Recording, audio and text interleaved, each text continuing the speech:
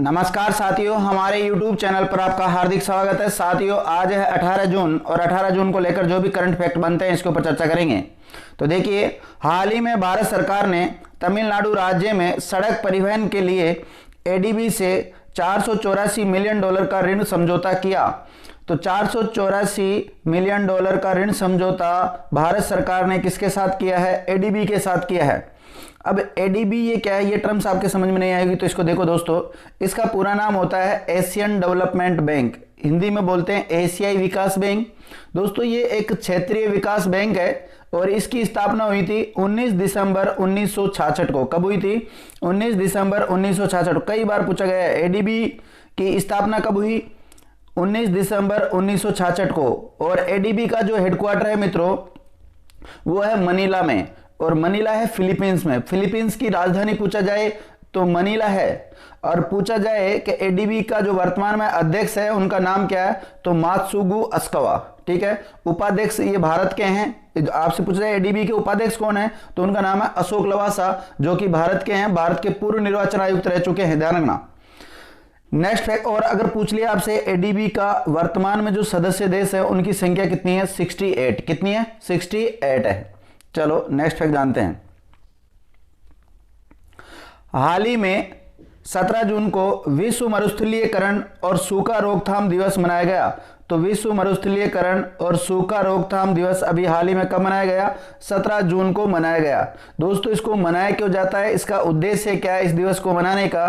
तो यह दिन मरुस्थलीकरण और सूखे की उपस्थिति के बारे में जागरूकता बढ़ाने और मरुस्थलीकरण को रोकने तथा सूखे से उबरने के तरीकों पर जागरूकता फैलाने के लिए इसको मनाया जाता है। इसकी शुरुआत की थी दोस्तों 1994 में, और इसको जो मनाए जाने की घोषणा की थी वो की थी यूएनजीए के द्वारा, यानी कि जो संयुक्त राष्ट्र महासभा है उसके द्वारा घोषणा कर दी थी 1994 में।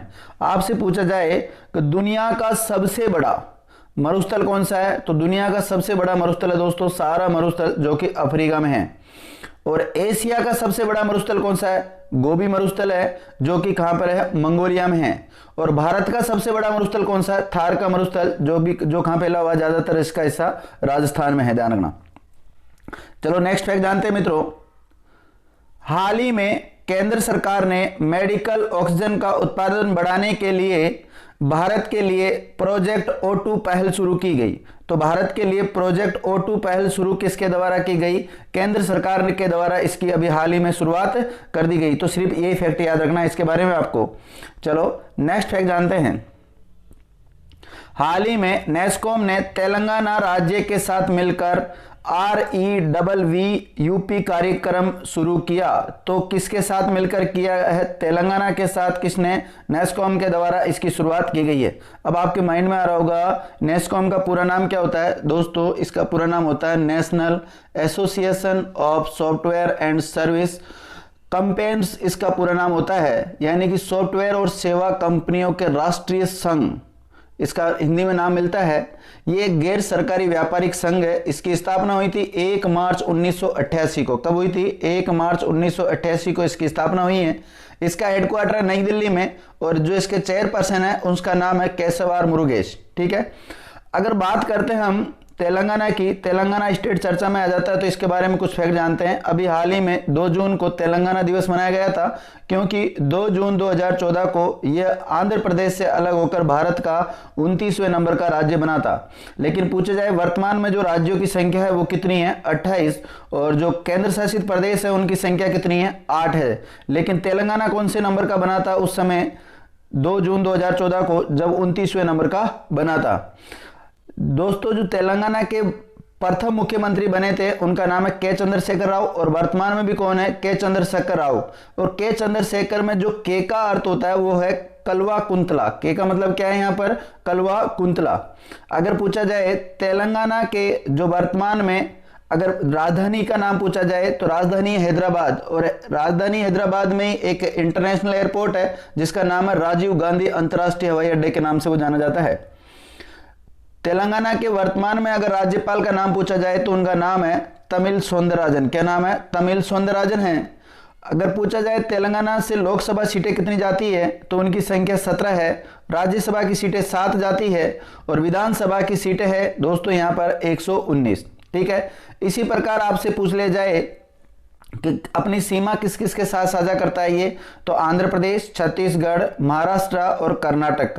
और हैदराबाद हाईकोर्ट के जो वर्तमान में चीफ जस्टिस है उनका नाम क्या दोस्तों, हिमा कोहली, जो कि हैदराबाद की प्रथम महिला मुख्य न्यायाधीश बनी है। हैदराबाद हाईकोर्ट है, उसकी प्रथम महिला मुख्य न्यायाधीश का नाम पूछा जाए तो जस्टिस हिमा कोहली है, ध्यान रखना। चलो नेक्स्ट फैक्ट जानते हैं दोस्तों। हाल ही में प्रधानमंत्री नरेंद्र मोदी ने पेरिस, जो कि फ्रांस में है, आयोजित विवाटेक में 5वें संस्करण को संबोधित किया। तो विवाटेक जो हुआ है यूरोप में, विवाटेक है क्या दोस्तों, विवाटेक यूरोप के सबसे बड़े डिजिटल और स्टार्टअप कार्यक्रमों से एक है। इसको अभी हाल ही में संबोधित किया गया। भारत को जो हमारे जो मुख्य प्रधानमंत्री है, प्रधानमंत्री नरेंद्र मोदी जी, इनको गेस्ट ऑफ ऑनर के रूप में आमंत्रित किया था, इसलिए इन्होंने संबोधित किया है। आयोजन कब से कब तक हो रहा है इसका, तो इसका आयोजन हो रहा है दोस्तों 16 से लेकर 19 जून तक चल रहा है, मतलब अभी चल रहा है। और ये जो संस्करण चल रहा है इसकी शुरुआत कब से हुई थी, ऐसा जो आयोजित करने की 2016 में की गई थी।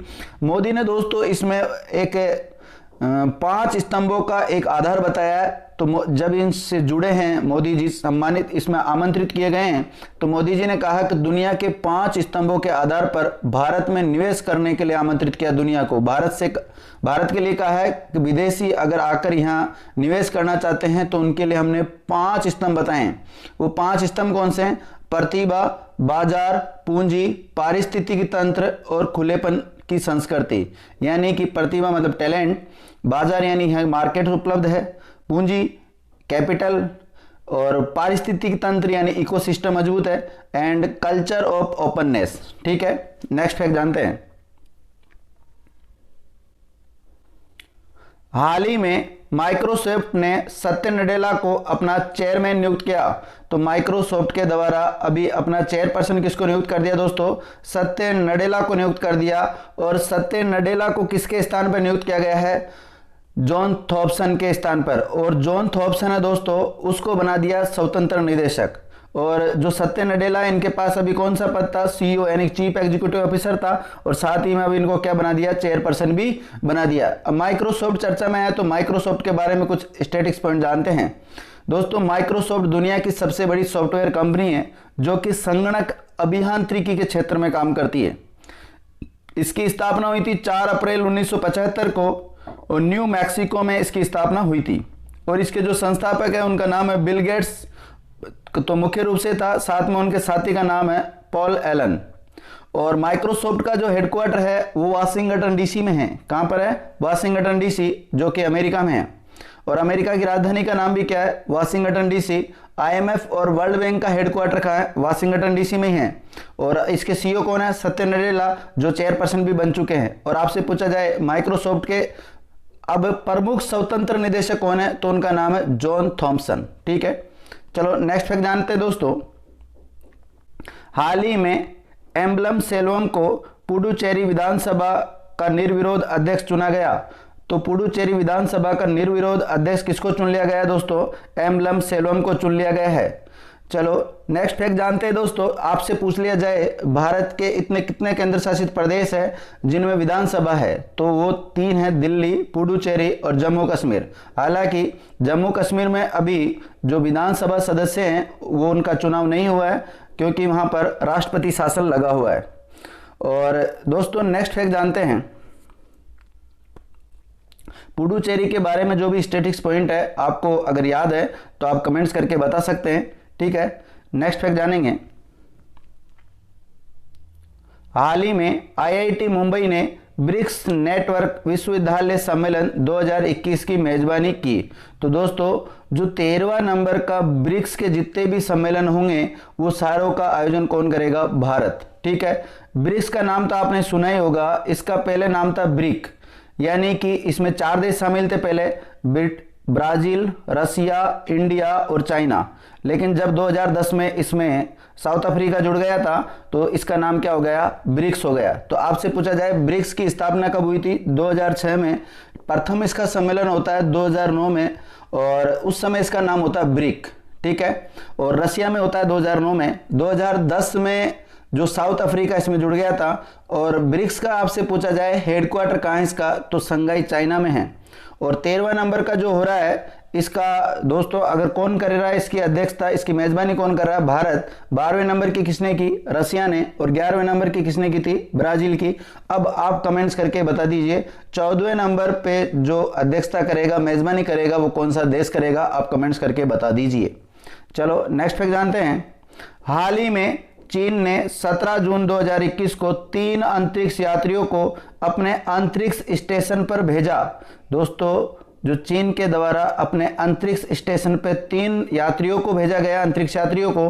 तो देखिए चीन का जो अंतरिक्ष स्टेशन है उसका नाम क्या है, तियांगोंग। क्या नाम है, तियांगोंग। और जिस अंतरिक्ष यान से भेजा है उसका नाम है सेंझोउ 12, ठीक है। ये चीन का पिछले 5 वर्षों में पहला मानव युक्त अंतरिक्ष मिशन है। अब चाइना चर्चा में आ गया तो चाइना के बारे में कुछ स्टैटिक्स पॉइंट जान लेते हैं। दोस्तों चाइना की राजधानी का नाम है बीजिंग और यहाँ पर जो मुद्रा चलती है उसका नाम है रेनमिनबी या युआन। चाइना की संसद को पीपुल्स कांग्रेस के नाम से जाना जाता है और चीन विश्व का सर्वाधिक जनसंख्या वाला देश है, ध्यान रखना। अगर पूछा जाए चीन के वर्तमान में राष्ट्रपति कौन है तो उनका नाम है शी जिनपिंग और प्रधानमंत्री का नाम क्या है, ली केक्यांग। चीन कौन से महाद्वीप में स्थित है तो ये एशिया महाद्वीप में स्थित है, ध्यान रखिए। और चीन की स्पेस एजेंसी का नाम क्या होता है, CNSA। क्या है, CNSA यानी कि China national space administration. China का एक प्रसिद्ध रॉकेट का नाम आपको याद होना चाहिए, उसका नाम है लॉन्ग मार्च 6। देखिए चाइना से ही जो कोरोना वायरस है वुहान शहर से इसकी शुरुआत हुई थी और कितना खतरनाक वायरस है वो आप सबको पता है। और थोड़े दिन पहले चाइना ने घोषणा की थी कि उसने दुनिया का पहला कृत्रिम सूर्य बना चुका है, ठीक है। ये भी उसने पुष्टि की थी चाइना के द्वारा। चलो नेक्स्ट फैक्ट जानते हैं दोस्तों। हाल ही में मुकेश शर्मा को WHO के तकनीकी सलाहकार समूह का मानद सदस्य नियुक्त किया गया। तो किसको नियुक्त कर दिया दोस्तों, मुकेश शर्मा को। मुकेश शर्मा है कौन, ये जो IIT कानपुर है उसमें सिविल इंजीनियर के विभाग से जुड़े वायु गुणवत्ता विशेषज्ञ है, ध्यान रखना ये। और इसी प्रकार जो तकनीकी सलाहकार समूह के सदस्यों को दुनिया भर से चुना गया है। अब WHO चर्चा में आया तो WHO के बारे में कुछ स्टैटिक्स पॉइंट जान लेते हैं। दोस्तों WHO का पूरा नाम होता है वर्ल्ड हेल्थ ऑर्गेनाइजेशन। इसी को हिंदी में बोलते हैं विश्व स्वास्थ्य संगठन और संयुक्त राष्ट्र संघ की एक आनुषंगिक इकाई है। WHO की स्थापना हुई है 7 अप्रैल, कब हुई है, 7 अप्रैल 1948 को इसकी स्थापना हुई है। इसलिए प्रतिवर्ष 7 अप्रैल को विश्व स्वास्थ्य संगठन दिवस मनाया जाता है। WHO के जो वर्तमान में हेड है उनका नाम है, नाम पूछा जाए आपसे तो उनका पूरा नाम तो मिलता है डॉक्टर टेड्रोस एड्रोनॉम गेब्रेयेसस, जो कि इथोपिया के रहने वाले हैं। और WHO का हेडक्वार्टर कहाँ है, जिनेवा में। और जिनेवा कहाँ है, स्विट्जरलैंड में।